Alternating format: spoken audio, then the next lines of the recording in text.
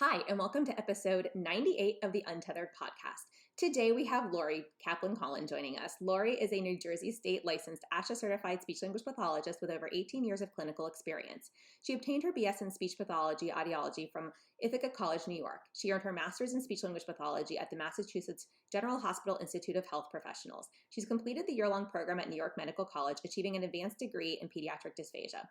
This fall, she'll embark on a new journey with the IAOM, which is a track to orofacial myology certification. Lori is committed to ongoing development and proficiency in the skills of both her staff as well as herself. She's extensive background in areas of oral, motor, and feeding dysfunction. She's trained to use prompt. She's trained through level 3 in talk tools and is proficient in SOS. She enjoys success working in the area of tethered oral tissues and in working with picky eaters. She's a 3-time ACE award recipient as well. Quick disclaimer, all information, content, and material of this podcast are the opinions of the speakers and is for the informational purpose only and not intended to serve as a substitute for the consultation, diagnosis, and/or medical treatment of a qualified healthcare provider. Welcome to the Untethered podcast. I am your host, Hallie Balkan. I'm a certified orofacial myologist, feeding specialist, and mentor. This podcast is all about getting your questions answered and collaborating with colleagues to bring you the most up-to-date information in the orofacial myofunctional therapy, tethered oral tissue, and airway space. I challenge you to keep an open mind and join my mission to get this information out to the masses. Let's get started.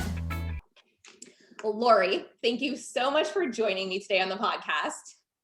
Thank you, Hallie, for having me. I'm excited to be here. You know, when I saw your article in ASHA Leader, I looked through it. I was like, we've got to have her on. So I'm really excited that you said yes. And I'm excited to just dive into, all things ped feeding today. Yeah, me too. Thank you. That article has gotten a lot of people contacting me, and it's been really exciting for me as well. And I'm just so happy that people are finding it really helpful because that was the intent of the article. Yeah. So hopefully, the conversation we have together today will also be helpful for any clinicians out there, or maybe even parents who might be listening, who kind of want to understand some of this better. One of the things that I did in a free training I gave last week was I talked about how parents don't even realize that SLPs and OTs do pediatric feeding. Like sometimes they come to us for something else and we go, hold up, there's a bigger issue going on here when we actually screen them or eval them. So I'd love to just jump right on into talking about, recognizing, when we evaluate them, like what do we need to be looking at? I know that you talk about sensory and motor and, looking at their medical history, also including behaviors. I mean, there's obviously, we could talk about those things for days, but, recognition of those things. Let's start there. Sure. So in our office, we have an intake form, and it's pretty lengthy, and we try and get out like the big picture of the whole child. So we go through the milestones and the history, and then we go in like their daily schedule and things like that. And I don't necessarily think that the parents when they're writing it, really realize how much information we're getting out of it. But even with that all on paper, then you meet the child and it's a very different story too. So when they come into our office for, say, they're concerned about maybe just the overall delays in language or speech challenges, when we're looking at the child eat and we see, if, because we'll often tell the families bring in preferred and non-preferred foods just to really get an idea. And so we're assessing, how they're responding just when they're, seeing the food, or how their body is in space, and if they're in that optimal position, and how I'm so sorry. I'm so sorry. I lost train again where I was going. Sorry, Hallie. No worries. Hold on. I'm going to pause it. Okay. So we're going to restart here on the recording. Perfect. So let's start with talking about looking at the child holistically, because that's something that we really do as well over in my practice. And, everything from just when that child presents to you, from intake to actually seeing the child, screening, evaluating, whatever you're doing. I know that you have highlighted that you like to look at everything from medical history to how the child presents in front of you, sensory, motor, all the things. So can you just talk to us about what that process looks like for you and what you're really looking for? Sure. Yeah. So, when a child is coming in, I often, I tell other therapists in the practice, and I'll tell like our families, we really want to recognize that the child is coming to us with all of their past experiences, which includes their medical history and any like organic reasons for any feeding challenges, whether that be, tethered oral tissues or GI issues or anything that may have happened to create any, whatever their experience was with feeding to start, right? That set them up for their future feeding experiences. We also want to take a look at, after looking through like that medical history, we want to look at the child's like sensory system. How is the child reacting from at all senses to, foods being offered? How do they, the way it feels, the way it looks, the way it smells? How are they responding at that time, right? That's really important. As well as looking at, as a speech therapist, looking at the way their mouth is working. How can they manipulate food, and how can they break it down in their mouth? And what are the motor patterns that they're using with the foods that they are preferring? And with all of that being said, after we've had a handle on that and that feels controlled, we do have to look at that behavior piece, right? Which is something that I've only recently really started to establish and understand, because for a while, I'm so involved like the SOS approach, and I love it. I think there's a huge place for it. Um, but oftentimes, like a lot of other therapists who do look at behaviors will say that you get to the point in that hierarchy where they're just putting their mouth and they're spitting it out or things like that. So um, I, I love all things Melanie Potok, and I love that when we had her come to our practice, she did her picky eater course, and so that was like the missing piece in my practice, like really recognizing that yes, a child comes with all of those medical sensory motor issues, and because of that the behavior is a result, right? So these behaviors are serving as a function for these kids, and we really have to then, once everything is handled, we have to treat those behaviors, whether you know we would like to treat them in positive ways, but really working on those maladaptive or those mealtime behaviors that are not serving the child or the family. So all of those things that we're treating and we're looking at on day one, and we're working toward improving everything throughout the course of treatment. And I love that. And I love how you highlighted behaviors, but you also highlighted that they're a product of the child's history. They're not just magically appearing out of nowhere and standing on their own as the main issue of this feeding issue, this feeding disorder. And I say that because, there are other practices around us and even hospital systems that treat from a behavioral, like a solely a behavioral standpoint, and they're just missing the boat on so many levels. And quite honestly, these kiddos, at least in our experience locally, develop further aversions to their foods, because then it gets into like forced feeding, which is like a big no-no in my book. Yeah. We follow the child's lead, but we also make it a very controlled situation so that we have control in a sense, but the child feels as though they're in control at the same time, and there's just definitely this like dance and fine balance. I also love Melanie Potok and her courses, and I really love that there are other professionals in our space who are talking about behaviors, but recognizing that they come from something like an oral motor issue, or something with the sensory system is going on, or their past medical history. I mean, there's some antecedent to that behavior, right? So Absolutely. that is, so I get like chills talking about it because I get Yeah, so I've got excited. yeah, Like I was like, I yeah. love this. It's, we can't change that behavior unless we deal with that organic issue that caused it. However, we still need to address it in therapy. So like you're saying, like there's just fine dance between the two things. Exactly. I say that all the time. It's just, and I think what I love about like Melanie's approach is that yes, she does treat the behavior in sometimes a very ABC fashion, right? When you talk about that, however, she makes it so fun, and like her books and the way, I think that a lot of, not only do our kids come with their behaviors, our families come with their behaviors and how they are perceiving meal times and the stress level of these families. And I don't have any boundaries, and I really should get better at this. But my families are texting me and emailing me, and we try to use like, HIPAA compliant stuff. However, like the things that I hear and the things that they're sending to me, and like I feel their stress so much. And it is like I if I can just if I can just reassure them, that it's going to get better. If you just it takes a lot of time. I think that the family is um it means so much. And I just feel I'm so passionate about what we do because I know how much what the great things that we can do for our families. But it does take time. And that question of time, it's like we have to undo all of those negative feelings and all of the experience that they came to the table with before and really start to work on the other skills while addressing the behaviors as well. Um, for sure. Absolutely. And, you know, how do you educate the families aside from just telling them like this is a journey and this is going to take a long time? Because I'm sure they're tired of hearing that from all of us. Yeah. But how do you really educate them on how all of these things that we've kind of touched on, how that influences the child's mealtime or eating just a simple, what seems like a simple snack, right? Because it's so stressful for the families. And we take that on as therapists. We feel that for them, but Yeah. they're living it every moment that we're not there as well. So is there, I know everyone always asks me like, how do you convey this to a family, because we know it's not just a quick easy fix, it's going to be a journey.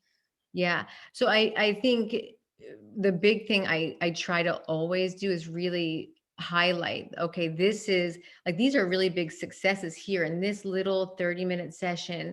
You know, he was able to accept touch or accept whatever it was, right? I mean, we start so far back sometimes because of all the previous things. I have kids coming at over 3 who's never eaten anything. They're, depending on their tube. So you know, I know I feel like the stress, right? But I really always I'll highlight it in the session and I'll follow up with emails and I'll say like, this is great. Keep doing this until I see you, like hopefully in a couple of days, right? Obviously always insurance dependent, but sometimes I get really lucky and I can see clients every day, which is just amazing. And I'll say, practice this till tomorrow and just do this because the families, they want to go really fast and then it just doesn't then you're like they're undoing something. So I think the biggest challenge I think for some of my families is understanding about the gain permission dilute worry kind of approach. Like we have to make this really fun, they have to be friends with the food and they have to really trust the process, or else they can continue to reject and continue to like not accept. And we need to teach them that this is like it's a responsive kind of thing and there are rules, right? And we're going to get there, but first we have to make them like we trust us and get friendly with the foods again. Yeah, absolutely. And I think that's also super important. And I know that, you mentioned you get to see some of your families daily, and that's Yeah. awesome. We sometimes see our families twice a week. We sometimes will see them once a week. Sometimes it just depends. Like we don't take insurance. So Yeah. oftentimes, if we have a family who says, hey, can you come, X times per week, and they have the means to do that, by all means, we can make it happen. Yeah. But I think that realistically, like you're saying, sometimes it's insurance dependent and you may only Yeah. see them a couple times a week or once a week. Do you Well, I love that you give them, like, you really highlight like what's working. I always teach my therapists, I'm like, let's use a sandwich approach. Let's talk about what's going really well. Yep. Say, you know what, they're still really struggling with X, but Yeah. hey, we're gonna focus on this, and kind of like end on a positive note so that the family feels like they've got that to hold on to. Yeah. Because I think that we are empowering the family just as much as we're empowering the child. And if the family feels defeated, it's not going to go well between sessions. Yeah. Yeah, that's for sure. Yeah, so I will make, like I'm not good with tech at all. And some of my younger therapists are really great at it. So I'll say, remember that, homework, that food log that you had or whatever it is. Can you like pass it over here so I can send it to my family? Right. Um, it's really, and I think some of the families are really surprised at how small the steps may be, even if it's just like, I mean, we're just working on like just gaining permission to touch cheeks, right? And that's what you're working on right here, right? If it's I use like a freckle size volume, I'll say it's like a freckle. Like because if I say a freckle, they're going for a P, and I say no, it's a freckle, right? Half of a freckle, right? Just to get it to their lips, like let them like these underwhelming volumes. I feel like has really it gains like the client's confidence too, right? And then you're like, okay, so you handled that. Let's move it on up, right? And like slowly and systematically, I feel like as long as I feel like the families, if you stay on top of them most of the time and you say, here's where we are, this is where we're going, but stay here for right now. If they listen, and I'm a constant in contact with my families, and we have so many families coming into the office. I can't stay on top of all of them, but for our feeders that are coming in, I'm really trying so hard because that I know that if something just doesn't go right, it sets us back so far in the feeding world. So I try really hard and don't sleep much because I'm just trying really hard to stay on top of them. But um, I think when the families trust us and like obviously, when word of mouth and things are going really well with other clients, they're hearing like this is going really great. That's really helpful. So they really trust us. I think our reputation has gotten to a place where people would trust that we're going to help these kids, whether it be, 4 sessions or 400, right? It's really, I think it's powerful for the families to know that it works. It just definitely takes time and lots of homework. Yeah, no, absolutely. And I think being realistic with the families and just kind of setting that understanding up front is so super important. Now you mentioned kiddos who are on feeding tubes. Is that a bulk of what you work with, or do you have like a mix of feeders? Like, what is your typical population in your practice? So in my personal practice, I feel I am getting, which I just love right now. I'm loving. I love the tubes, as well as like I love those 7 month olds, 6 month olds, 8, 9 months, where the parents are. It's just so sweet. They're like, okay, our doctor or pediatrician said, or RD said, you can start at 6 months, and then they at like they try for a month and it's just not happening for whatever reason, and it's like, and they really get so stressed out, and I see the greatest amount of like progress with just a little bit of coaching. Whether, I mean, if there's tethered tissues or something, obviously that has to kind of, we have to rule that out and take care of that pre-op, all that stuff. But when it's just like they just didn't get it together, right, their reflex like hasn't integrated or something, and just working on like even like oral placement and like diluting the worry and getting all playful and stuff. It's so cool to see. And through telepractice, a lot of my clients are coming in that way right now. So I get to see it over the screen and see my families, and like, I mean, was he chews? It's like it's so sweet to me to be able to be part of these moments, even if there's like a screen between us. So like those little beginning, like transitioning to solids, right, is a big part of my practice right now. It always evolves. I love that population, as well as like the really involved medical ones who are on, tubes for whatever reasons, and they just haven't ever gotten to the point of PO. Um, it's really great. It's if I feel like you get the most success with the younger, because they haven't had that much, right, negative stuff or, That's wrong done. practice, right? Yeah. Right. So it's so easy. I love fast results, but I get it when it takes time as well. And so the more involved, right? I like that, as well as like those little guys. But we get the super picky eaters too, and like the elementary school kids who have about 5 foods. We get kids that are we're used like, they are picky, but then something happened, like a GI bug, and now they just drink milk, and it's like, then we pick up those and try and gain those foods back and make plans and stuff. But so yeah, we have a whole range of clients coming in. I love it. And I love the little infant ones too, Yeah. personally. Like I've worked with, across the age range, but my expertise was always like the infant toddler range. And I agree with Yeah. you. If you can get in there early and start tweaking things, Uh-huh. they've got less to unlearn and more Yes. room for play. Um, Yes. yeah, I love that age group. It's great. So let's talk then about, since you do have some kiddos who are on tubes, or we've got kids who have basically taught themselves to survive on milk or on less than 5 foods or whatever the case may be, a lot of the time they just don't get hungry. So what are you doing to teach hunger in these Yeah. kiddos? Yeah. So, I mean, it's always, they have to have these conversations with their medical team and things. And I find being in like a private practice, and, I have a lot of great people to refer to. However, getting in touch with people who are coming from, CHOP is wonderful. There are a lot of really great hospitals, but like getting in touch with those different like partners of the, like on the team, is a little bit challenging. So it's so much of me trying to get the family to like get these threads going. But once that, that medical piece, when everybody's on board, and as long as it's okay, I like to be able to establish like a hunger satiety schedule where, the child, hunger is the number one thing I feel like, where a child is going to need to, to eat and come to the table, right? So again, that's a hard conversation, because our families, I have kids are like, they're getting 70 ounces of milk. I'm like, oh my goodness. Well, can we make some room in there, right? Can we come, so getting a schedule, and I'll always use Melanie's toolbox and saying like, this is what toddlers should be doing, right? Every 2 to 2.5 hours, we want them coming to the table, having positive experiences, but also feeling hunger. So like my little ones who are on a tube, like I want them to be sitting in their feeding chair and getting their, feeds, and also playing with the food, making that like their mealtime, right? But bringing them to the table during the other families, even if they're not eating, right? Or just, playing. But so I think getting the family to accept that maybe even if they're not going to take the total volume that they were taking days before, I think getting the families to understand that it's okay because we need to make space in their bellies, and we need them to have that hunger to want to eat because they really haven't wanted to. So we need to teach them that.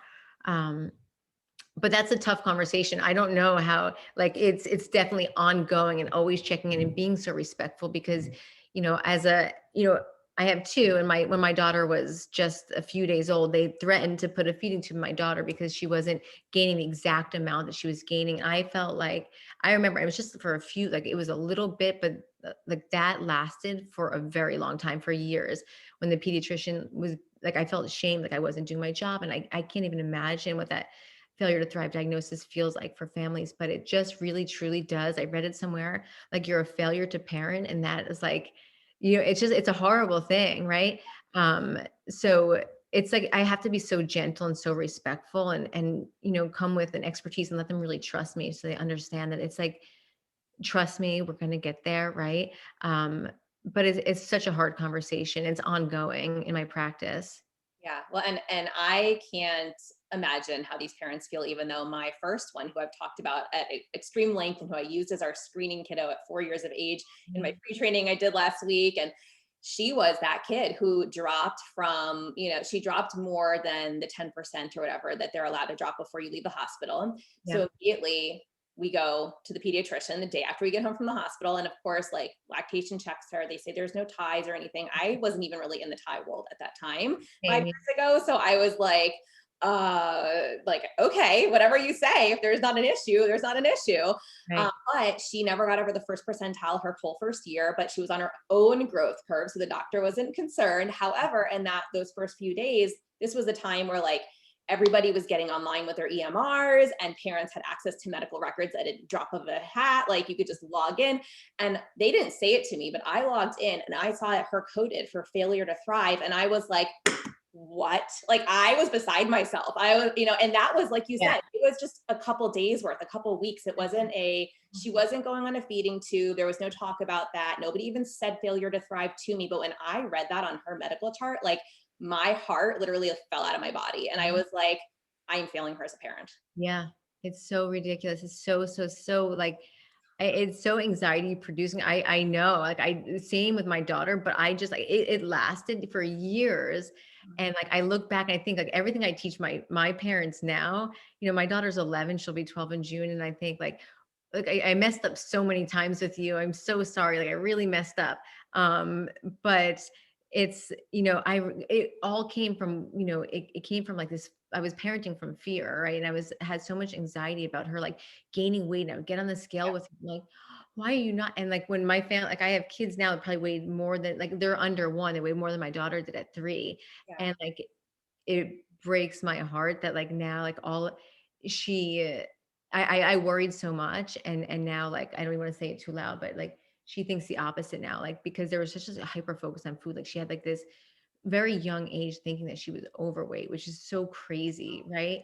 And I just like that because it's just it was just not, it wasn't like how I designed my programs to look at this point, right? And I just, I messed up. So now I'm spending a lot of time undoing all of that. And like I talked to, therapists to help me on the other side of like, just dealing with that part of it. But for her, because it's just like it's so much of like part of like, food is everywhere, right? Yeah. Um, It's become, so it's part of everyday life. It basically, you need to eat and breathe to live. So that's why it's such an anxiety, provoking topic. And with yes. Lily, I remember they were like, well, you need to feed her formula. Like, your milk hasn't come in. And what I didn't realize was my milk had come in. She wasn't pulling it. Right. And so, hello, tongue tie, lip tie, but whatever. Yeah. So here I go home, and I'm like already beside myself because I have to give her formula, which wasn't in my plan, but okay, I want to feed my child. So let's get her fed. And this was before I even saw the chart. And Mhm. so we give her, the formula, and she screams bloody murder for 3 hours straight. And I'm like this mom who's like 4 days postpartum. My mom is sitting next to me. It's like 2 a.m. The baby's crying. I'm crying. I'm like, this is horrible. Like, this is not what I envisioned this to be. Like, Yeah. who knows what it's going to be after having a baby. And, and so I was like, that's it. I'm not giving her that again because it's making her scream. Something is wrong. And then I call them in the morning and they're like, well, come in and get, Gerber Good Start. That only has 1 milk protein. The Similac had 3. And I was like, so what you're telling me is you think it might be a milk protein issue, but you still want to give her more, just a lower volume of it. I'm like, I'm not, I was like, we went and picked it up and we weighed her and we did all, the weighted feed and everything. We did not feed her any of the formula in office and I took it home and I donated it. I was like, I'm going to bust my butt to pump, like hand express. I will do everything I have to do to feed my child if she can't get the milk out herself. And I mean, and now on the flip side, that's why I became so passionate about working with these moms because I had 13 months of painful breastfeeding because I did not know that feeding your child for 45 minutes around the clock, one, was not normal because I was told basically it was and that everything was okay. She was like the car you take to the shop, right? You go for that appointment in office, they reposition her, she feeds beautifully with lactation. You go home and it's like the car starts squeaking again. Like it doesn't work. I was like so defeated. I was like, well, I took her to the professionals I was supposed to take her to, and that didn't fix it. So I guess I'm on my own. And that's where I realized there was zero support and I should have had much more support, but everyone just said, well, you're a new mom. It's painful. It's uncomfortable. No. Now I know that's not normal. And that was part of like my story behind this podcast that I went to go find the podcast and I'm like, well, nobody's created it. So now I have to create it because nobody else should go through this, whether it's a professional guiding a parent or a parent who's listening. So so that's, definitely a passion project of mine because with my second child, she popped out and I texted the oral surgeon and I said, when can we come in? We've got another one. That's something, I get it. I do. And I think that just being that support for the families is just so important. I think that beyond anything else we do, that they really, I mean, the amount of how much love we get from our families, right, is just, I mean, it's like the things that come out, like I would, the things that come out of my like client family's mouth are way better than what my personal family would say about me. Cause this is like, it's just so, and I think about it so often, like, my mom would never say that about me, right? Not that she doesn't love me to death, but like, I mean, the words that come out of their mouth, right? Because we we're there for them in this time where they're really like latching on to us to help them, to help their kid. It's so powerful. And I just I'm so thankful to be able to like be in this profession where there's such a range of like what we do. And that I found this is like, this is like, I couldn't have, I can't imagine doing anything else, but I just feel like never has it ever felt like work. It just feels like I have, like, this is all this is what I love. Like, this is everything.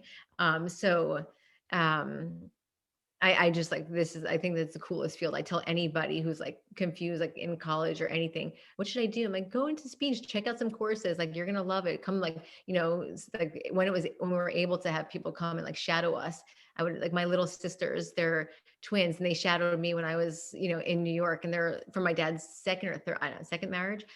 But they now one's a speech, one's OT, and they're in Pennsylvania, and working with the babies. Right. Cause it's just, it's such a great, we need more. Like, that's why I keep saying to everybody, if you are interested in this space, like go for it, like explore it. There's a shortage of pediatric feeding therapists and these poor families are on wait lists on hospitals because they can't find people outside of the hospital systems that are local to them that can support them.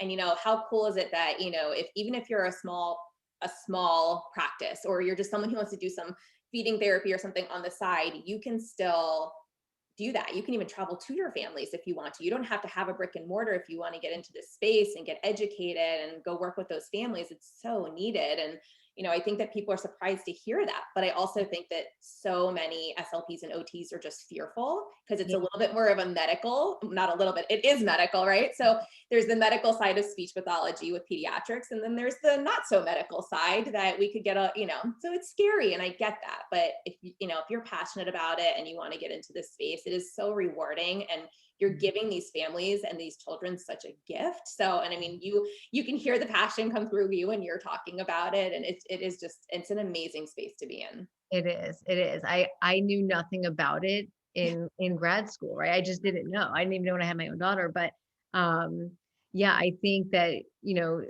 I think that what you have here, like, this podcast and helping for other, for colleagues, and just to hear it and to know, right? Because I don't think in grad school people hear about it, even on those online, like, people can be intimidated to post any questions, right? Because I never like to respond to anything on like Facebook, because I'm fearful of like the responses, right?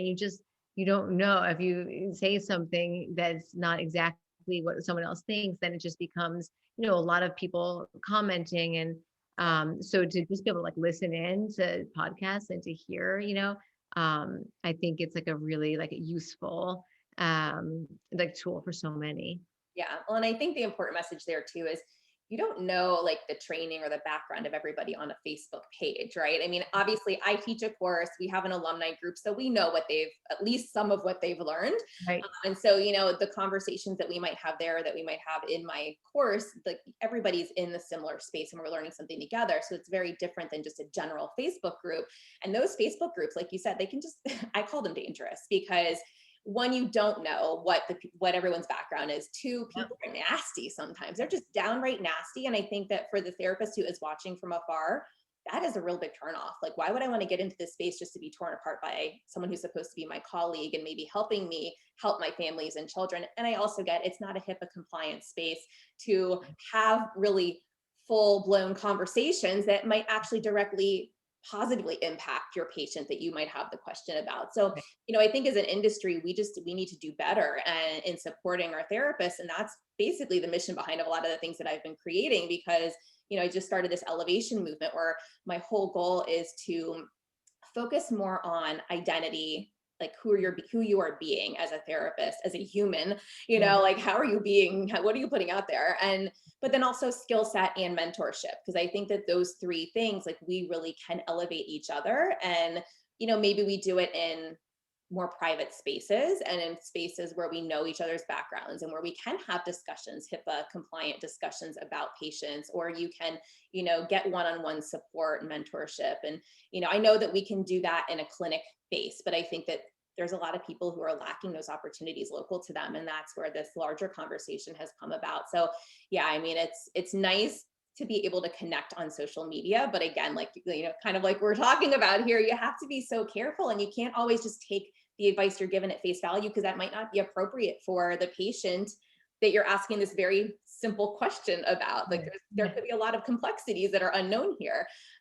So it's like I get it from both sides of the conversation, but at the same time, it's like if we could just be elevating each other up and Yeah. also providing each other with opportunities to learn from each other in a safe and helpful space. For me, that's kind of where I would like to see like the future of our profession going. Yeah, I hear you for sure. Uh, my son is coming right now. Hi, buddy. Who's that? Hi, Hallie, say hi. But I'm in the middle of Hi. something. So No, I missed it right. at 3 o'clock. Give me a few. Uh, Yeah. no worries. Children are always welcome. We're here in a pandemic. It's all good. So let's get back to chatting a teeny bit about, you've shared so much about how you talk to your families on a regular basis in between sessions. But what other than like, telling them, hey, we had a lot of success with this one thing today, like let's continue that. Do you give anything else for a home carryover? Or do you recommend they practice a certain number of times per day if it's a skill they're working on? Like what does that look like for you? Yeah.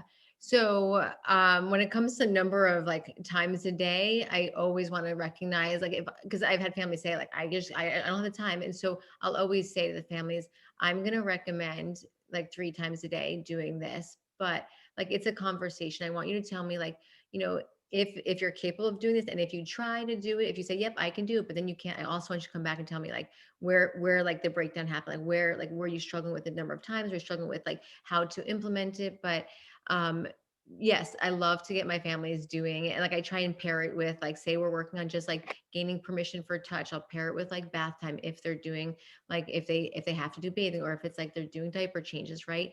Pair it with something so that it kind of like it'll trigger, okay, this is time where I can. But I also think it's important for the kids to know as well, like, okay, I like to have it on a schedule so the kids know what to expect. They know that, okay, this is what we're going to do. There's a beginning, middle, and end. I always encourage families to like use songs and whatever they can do to really get the kid ready, the baby ready to like receive the care, and to know that we're going to do it like this, and then we're going to be done and we're going to go to the next thing. I love the number 10. I always, not that I love the number, I love the number 10 for number of reps that I'll have a family do. And then of course, like, I'll always say like do it 10 times three bilaterally or things like that. But we're always working on, I try not to give them too many exercises, right? But I always want to first have them be able to like recognize the sensory system. How are they receiving your care? And here's what to recognize. Like if you like here, if they start doing this, then you're going to back it up, right? And you're going to go to this place, right? Um, but again, I feel like I try that really hard to explain that to families, but they just want to get in there and do it. And Mhm. even if it's like I'm going to cradle you and do it, it's just not okay. And so when I watch, even when they send, so I'll say, send me a video of how did that look?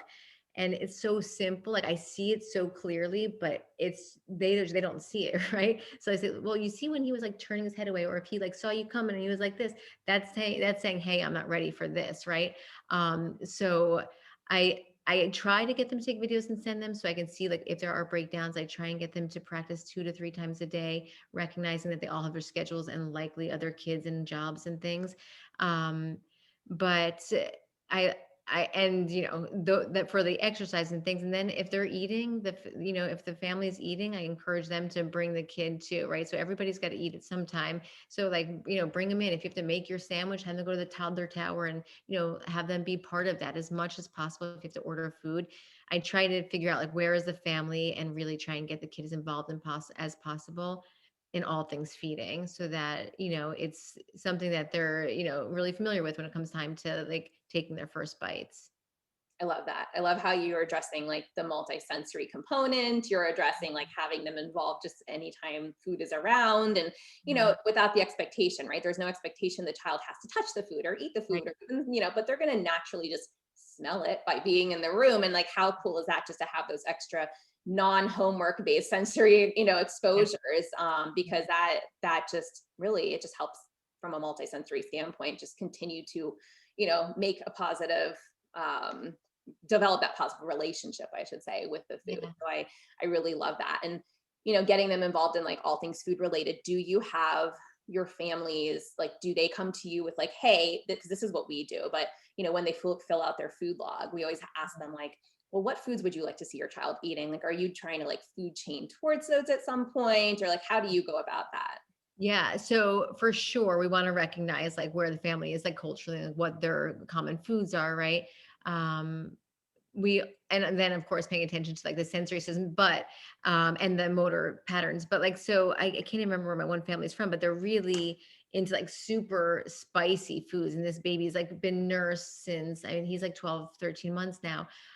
So it's so cool that like all these, like, I think, I don't know, Indian spices are like, so if I'll say to the mom, like, if they're eating yogurt or something, and we're working on just like spoon stripping or whatever, have him sprinkle on whatever those spices are into, right? Because he's had it his whole life, right? Since birth. He's so familiar with these spices. And mom will say, I'm so surprised that he was like reaching for my, I don't even know what it was, right? It was something in like a heavy, I don't know what, I can't even remember. But so just bring the spices out, and like let's make it like a fun languagey task too, right? Let's like sprinkle some things and a sensory task, and make it really fun. And that, because he's so familiar with that flavor profile, that will lend itself to like enjoying like the yogurt maybe, right? um but yeah, I always try really hard, and I think we could probably be doing a better job, because I don't know what I don't know. Right, But right. so I feel like we can do better with like really recognizing where, what are the families like what are their cultural, like specific foods that they expect for, kids at a certain age. And I think, um, we try, but we could do better, like anything else, for Yeah. sure. No, thank you. I appreciate that. Um, and then we will wrap up with one last question. So unless you have anything else you want to talk about, but we did talk about how we have to address the motor skills before we can really kind of get to those behaviors, but the behaviors are a part of it. Is that typically the trajectory that you follow? Do you generally address the motor skills, work with the medical team if there is one, and then kind of deal with the behaviors if they're kind of still there at the end of all of this? Or I mean, I know we deal with behaviors along the way too, but from like a pure behavioral treatment standpoint, is that So yeah, I'll definitely. So, yeah, medical stuff, sensory first, so that I can get in there and map out the motor patterns that we need for this, right? If they're not letting me near their face, they're certainly not letting a chew tube in their mouth or whatever, right? But yes, like I'll always tell my families, like these are things we're gonna work on first, and then, right, of course, we're addressing behaviors of just coming and being present and participating, of course, but gaining that like trust is so important. And then I'll tell my families, like, I think we're ready to bump it up. I think we're ready to really start to recognize we know we have a solid understanding of his sensory, his motor, his all those medical things. We have it under control. He's seen the allergist, he's gone to the GI, RD's on board, right? We got this. Now here we are with these behaviors that are really they're persisting, and like this is how I want you to treat them. And so that is like I'm like, are you ready? Because if I'll always check with my families if they're not ready to commit and they say, okay, we're going to give it a try. And I'll always like, are you really ready to commit? Because once, like, if you say you're going to, and you're going to commit to this, even just like if we're working on it once a day with this, um, you got to commit. Otherwise, the child will learn that these behaviors will serve me. And then it's gonna be harder the next time. So whether it be like, whatever it's gonna be, like working on like reducing passy or working on transitioning off bottle, whatever that is, when the behaviors are present and the family isn't ready to really, really commit to working on it, I don't even want to go there because then it's like, you're there a month later and it's like the behaviors are worse. And we know that those behaviors will escalate, they will get more intense, they will get more frequent until they really extinguish. And like you have to be so solid in like understanding that this is a behavior. And that's why I always train my families. And the videos that they'll send me, like he was doing XYZ and like total behavior. And this is what I want you to do. I truly, truly want you just to do this. And that's where we talk about Melanie's stuff a little bit.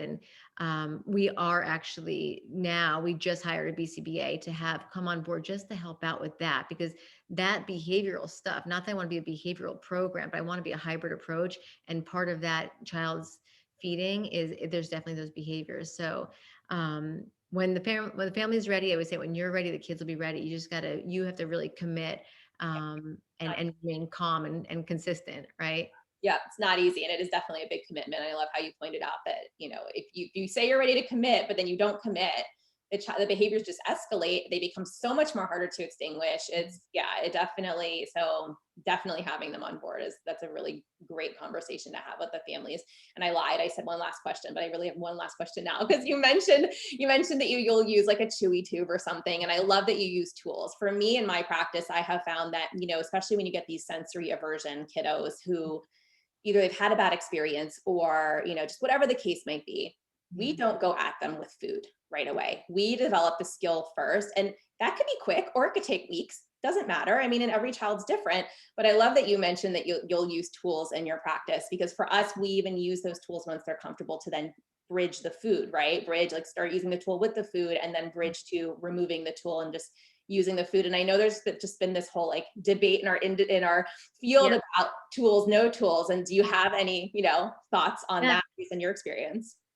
I love the tools. I definitely love the tools, and I love I've taken a lot of the Talk Tools courses, and I refer to Lori Overland's when it comes to like the pre-feeding or like non-nutritive and then nutritive, like where they are in the mouth with non-nutritive is going to be one step above where they are with the nutritive, right?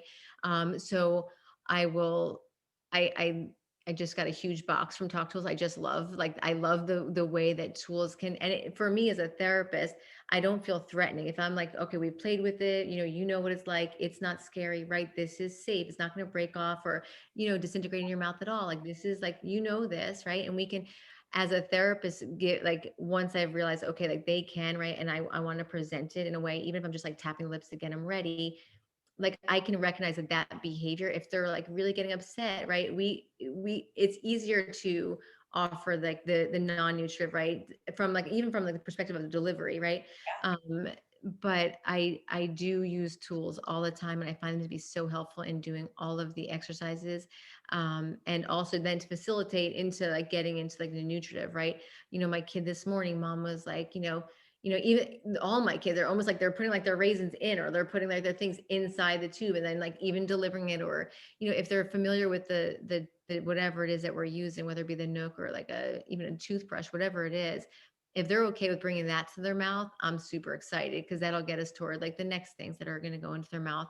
But I know I have heard about like the not using tools, but I feel like it's so safe, and it's just so smart. You can map out the motor patterns that you need in a really safe way. And then the families can do it as well. Here, do this. This is what you're going to do tonight, right? Or for the next 3 days. And I think that's, versus say like, I wouldn't even want to think about it. Like if they tried to do it with like an apple with skin or something, and then something really not good happened, right? It's awful. Right. And that can set them back a lot too, right? So Yep. much. So yeah, we're big. I have bins and bins and bins of like talk tools and all tools in our office for sure. I love that. I love that. I'm the same way. So I'm always excited to hear when someone else uses the tools too, because I just think it's created so many positive experiences for our kiddos versus Yeah. just going straight in with food. And really, I've seen so many kids shut down from that. And so not, firsthand early on in my career, yes, but also just from other practices where families will call us and say, hey, what do you do? Because this didn't work for us, and we want to make sure you're not going to take the same approach. And we get a lot of those calls, especially from one area hospital system, unfortunately. So, we're happy to help the families, but it's, a lot of these kids get food into their mouth that they don't have the motor skills for yet. It creates a horrible sensory experience. They further or become averse. And it's just like this, you're like this catch-22. Well, we got to eat. So how do we get the food back in the mouth? Tools. I love it. Yeah, exactly. For sure. Awesome. Yeah. Well, all right. Well, thank you so much, Lori, for being on today. Is there anything else you want to cover that we haven't covered? No, thank you so much. Thank you so much for reaching out and for having me. It was a lot of fun. Absolutely. And where can families find you, or just therapists? I don't know if you do any mentoring, but where can everybody find you? Yeah, so our website is montclairspeechtherapy.com, and then my email is lori@montclairspeechtherapy.com. And I mean, I am way available all the time. Ask any of my families, like at any hour, because I truly don't sleep, and this is everything to me. So if anyone has questions, I'm always available. Well, thank you, Lori. That's amazing. We'll also put the contact information in the show notes so that anybody who wants to reach out to you can get some sleep. I'm also someone who doesn't sleep a lot. I'm working on that. My whole mantra this year is do less better. So Oh yeah, I heard that. I'm trying. When I say to that is like, when I'm not sleeping at like 2, 3, 4 a.m., Shark Tank is on. So Robert Herjavec says that like those who sleep less are the most successful. So I'm going with that. Right. Exactly. Well, and it's funny too, because now that I am not always doing business all night, I then find myself on Netflix or watching Shark Tank or those same types. I love those shows. So I understand. I get it. Awesome. All right, Lori. Well, thank you again so much. It's been an absolute pleasure having you on the show. Dave, thank you so much. Stay safe. Thanks for listening to this podcast. If you want to hear more of these Myo, Tots, Airway, and feeding related episodes, be sure to leave a review on Apple Podcasts or pledge a small amount on patreon.com/the Untethered Podcast. If you found value, others in this space will too. So be sure to share this episode on your social media platforms and join us over on Facebook, on my Facebook page at Hallie Bulkin Biz, on Instagram at Hallie Bulkin, and you can head over to theuntetheredpodcast.com to grab a copy of the show notes, where you can also subscribe to be kept up to date on the latest podcast episodes.